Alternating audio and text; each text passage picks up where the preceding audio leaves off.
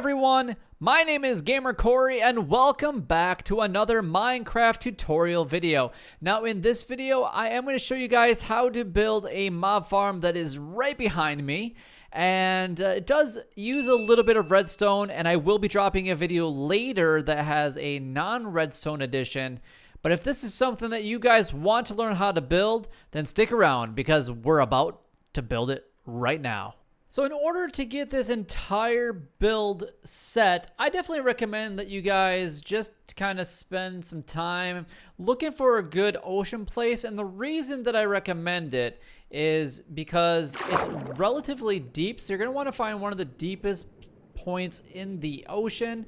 And then that's where you're actually going to want to start building it up from. So this looks like a pretty good spot here. It's a long way down. But what we're going to do is we are going to build this thing about 32 blocks up in the air, and then the water level will be the ground level. Now, the reason that we're going to be building this over water entirely is because no mobs will spawn below us. Now, if you want to build this a lot higher in the air, then definitely by all means go ahead and do that. It really doesn't matter what you guys prefer to do. I know that building on top of water, especially early game, might be a little bit more challenging, and obviously I'm going to be doing this in creative, but I have made a mob farm that's very similar to this. It was not over water, and it actually is producing pretty good success rates. So I just wanted to kind of give you guys a heads up, but let's go and start building this thing right now. All right, so what I've built behind me is a 5x5 platform, and this is going to be kind of our containment system. Now, the only bad thing about this entire mob farm, or most mob farms in general, is that spiders will clog them up. In this one specifically, we are going to be making a 3x3 area, which will allow us to catch more spiders. So basically this area right here is the area that's going to be our catch. So wherever side you want it to be, what we're going to do is we're going to knock that out. You're going to put in a chest here. We're going to put a chest right here, and then right next to it, just go ahead and put another chest, and then you can put a hopper into that one. Make sure that it is facing it. If you break this one, you can see that it is going into that one right there. And however way you want this to connect in is perfectly fine. If you want these to go straight into that one, that's fine. And as long as they're all facing towards that chest, that's all that really matters. Now, once you get this started, now you can start building the actual platform. Now, from this height, wherever you're building the hoppers, you need to go 30 blocks up into the air. Now, once you have your structure, that is 30 blocks up into the air. Now, you can choose to do one of two things. Now, if you want the spiders to not catch, I would recommend going down about 5 levels. So this is 30. We got 29, 28, 27, 26, 25, and then you can delete all of these down here. Basically, what this will do is no spider will be able to climb back up into our system, and that way it won't really clog it up as much. The nice thing about this 3x3 system is it will contain the spiders a little bit better. And now what you just need to do is you just need to make sure that you guys are building around this 5x5 area, so that way you leave that 3x3 all open. So I'm going to finish this up real quick for you guys. All right, so now that that is all complete, what you're going to want to do is you're going to want to fly out or build out basically 9 blocks. This will be the first one here, so it's going to be 1, 2, 3, 4, 5, 6, 7, 8, and 9, and then you're going to go up 1. Now you're going to do this on all 4 of the sides, and then once you finish, just kind of continue on. So now once you actually have that all complete, you're going to want to connect these in a square formation. So just come out until they meet and then go over. And then you're going to fill this entire floor up, and you're going to do that in all 4 of the quarters. All right, so now that that is all complete, this is what it should look like. And now what you need to do is you need to build up 3 high. So that's 2, 3 right there. And then you're going to do that all around the perimeter of the entire build. All right, now that you have the perimeter all set up, now you need to actually build up the corners. Now, these are going to go up by 7, and I have the first platform built. So you're going to do this in each of the corners. Now, you can delete these after you put the water buckets on them, or you can just leave them there. It does not really matter. So we got 1, 2, 3, 4, 5, 6, 7. Now you're going to create basically the diagonal pattern is what you're going to do from here. So we got that one. So that's number 2. And now you're just going to do this in the other corners. All right, so now that you got that all complete, this is what it should look like. Now, you can choose to do this next step right away, or you could wait until the very end, which if you're doing this in survival, then obviously it's going to be a little bit better to do it towards the very end of it. But what you need to do is you need to put 3 water buckets in each of those spots. So this is 5 wide, so 1, 2, and 3. You're just going to fill the middle 3 up, like so. There we go. And then a water bucket in each of the corners, and that's going to take care of the diagonals that we missed earlier on. And what's going to do is that's going to push the water all the way to the very center, and it's going to force all the mobs to get pushed down that funnel.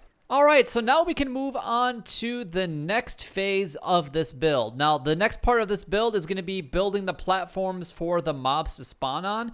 We are actually only going to be building 2 in this video, but you can actually make it as many as you would like. Just don't go outside of the max mob area, so the distance from where your character or your player is at to where the mobs are going to be spawning, because they won't spawn after a certain distance. All right, so in order to start the next level, what you're going to do is you're going to go to the very middle block of each one, and you're going to build all the way out to the edge of this drop hole.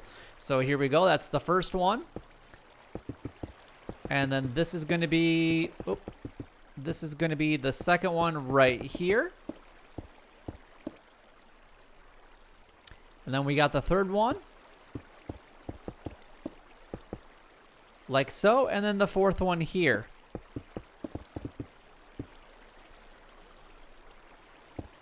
So that's what your center should look like. Now, what you're going to be doing on each of these platforms is you're going to be building basically a diagonal for each one all the way until it hits the wall. So this actually would be another portion of the wall here.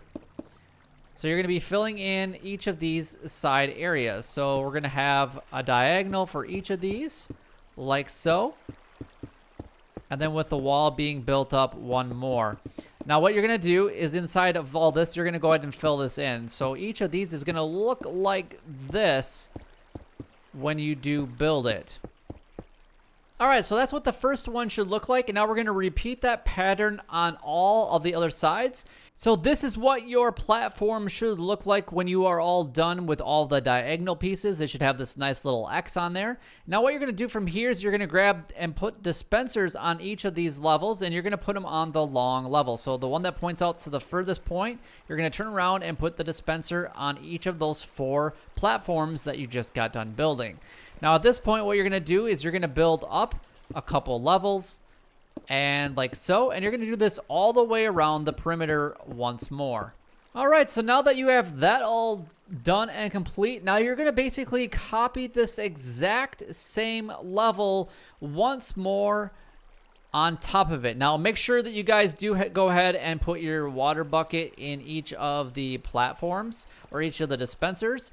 So you're just going to go ahead and throw it in there, and that's what you're going to do on each of those 4. Now that you have your water buckets in all 4, you're going to go ahead and start this whole process over, and you're going to build out that first one all the way to the edge of this one. So you can kind of build up 2, and then you're going to go back, and you want this entire middle area to only be 2 high.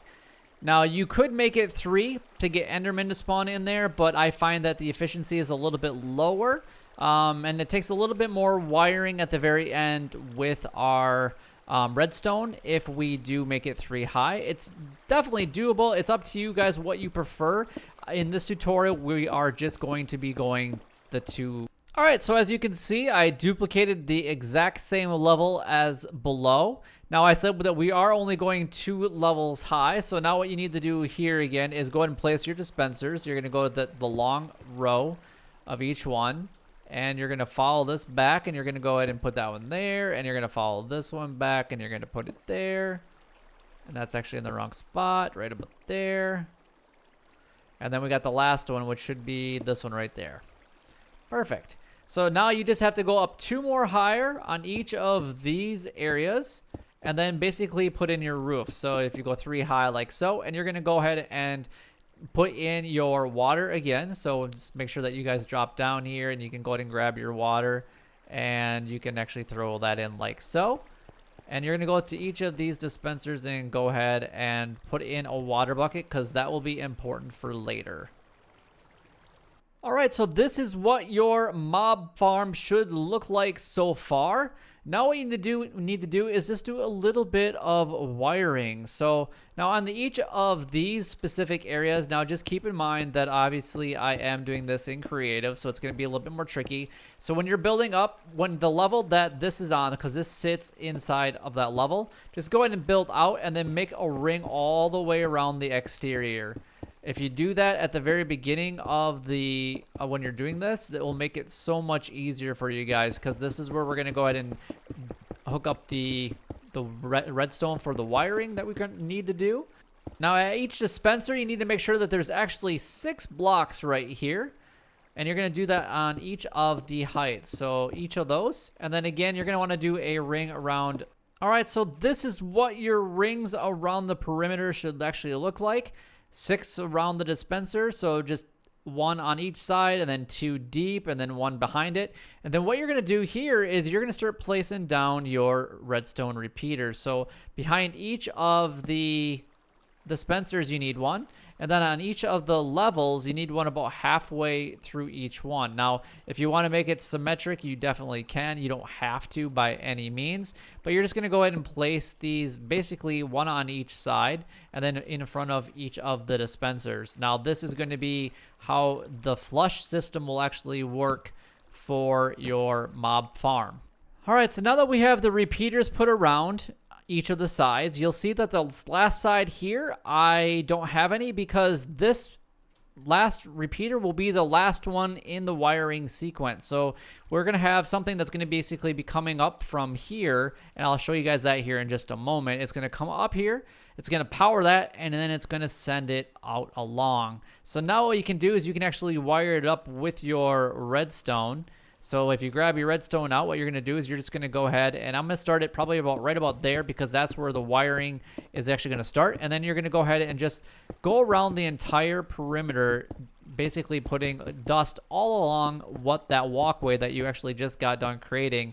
Now, once you actually get all of your redstone all the way around the entire build, like so. Now, we only did 2 levels, but if you guys did more than 2 levels, make sure that each level looks like this. So this is completely repeatable, and you can make this stackable if you want to make this a bigger farm and make it more efficient. Now, wherever your redstone is actually starting at, which is kind of over in this spot, basically we need to power. So we're going to make a hopper clock that's actually going to be powering this system. And I'm going to show you guys exactly how to do that. Now, you can either choose to build it down below here if you want, and then run the signal up. But for the sake of this video, what we're going to do is we're actually just going to build the hopper clock basically right in this area right here.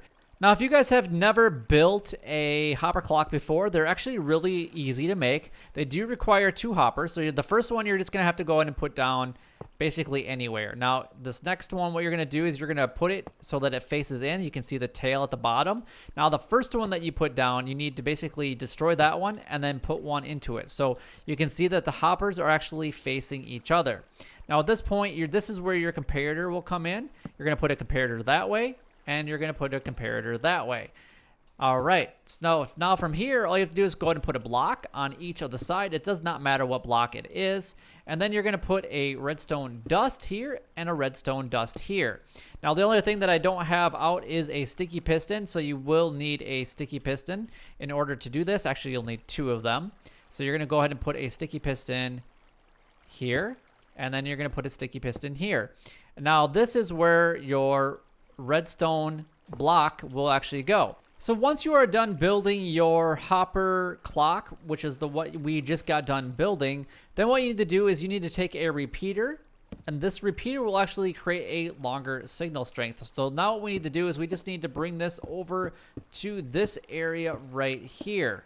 And we're actually going to have to put in another repeater to make sure that it actually gets all the way over to it. So they can send a signal, and then it's going to push it because it needs to get from that repeater all the way to this one, and it wasn't quite enough with that repeater there. Now from here you can do one of two things. You can either go to the end of the line and then go up, which that's kind of what we're going to do here, or you can do it at the very beginning. So in order to do this, what you're going to do is you're just going to continue running your redstone line to here. Does not matter where it's at. And then what you're going to do is you're going to put a line here, and you're going to put a repeater facing into that block because it's going to power this block. So what's going to happen is this torch is going to depower, and then what you need to do is you need to stack it on top of this. So what you're going to do is you're going to put a block on top of here, a redstone torch, which is going to power out because the one below it is on. And then what you're going to do is you're going to put a block on top of it.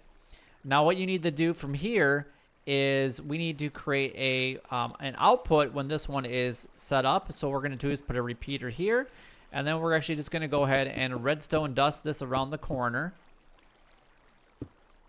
And then we're going to go ahead and put ourselves a repeater right here. So what's going to happen is we're going to go ahead and throw 32 items into this hopper clock.